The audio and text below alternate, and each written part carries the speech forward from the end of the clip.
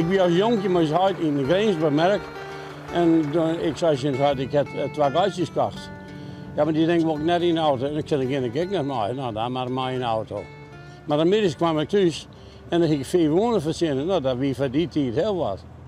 Maar ik was vroeger vrijhandelaar, foragehandelaar, biedagent.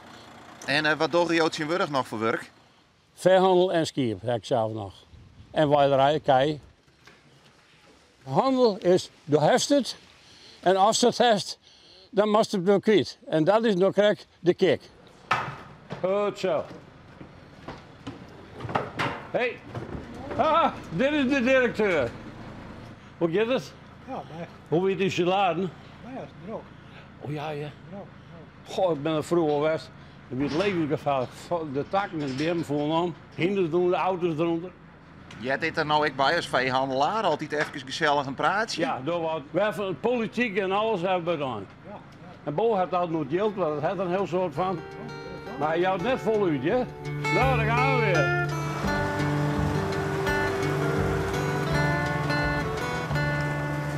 Ken je heel Friesland toch?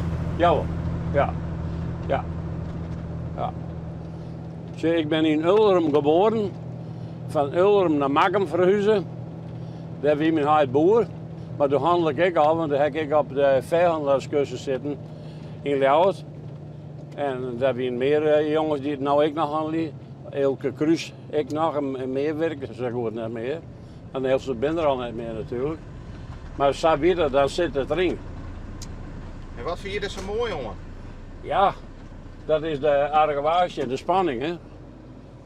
En koopman is dat je de gerust dat er in onrust zit. En dat is maar de liefde soms ik zo. Als je doe ik pech, want mijn huid overleed samen in. Ja, en mijn oudste broer die moest op de boerderij wennen.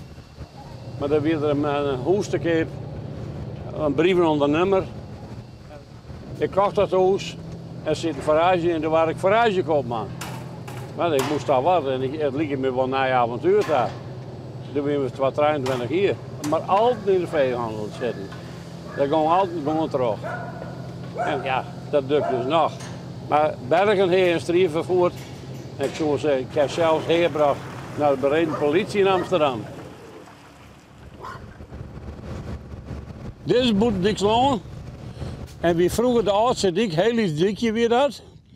En dat is nou een grote dik, nou misschien is hij nog te leeg, maar dat zien we aanstaan nog, hè. Maar dit land, dat weer van uzelf. En daarnaast zit Skelte Hoogland, een heel beroemd man. Hij is kwart bij overleden. En die heeft hij zelf, die dobben heeft hij daar bouwd. Maar ik somde wel met mijn pakenzetels. Zo'n mooie dobben.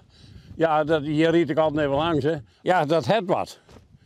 Dat wie vroeger, ik ben er vroeg in Makkum, ging ik altijd naar de haven toe. Maar daar weer leven en actie. En daar is nou niks meer.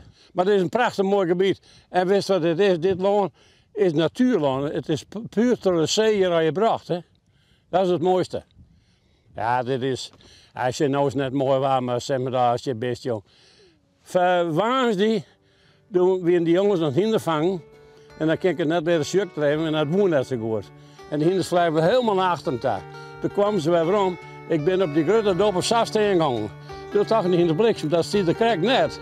Toen gingen ze weer om. Toen gingen ze naar het vanghok daar. Maar zo is het zo mooi, hè? Ja, schitterend.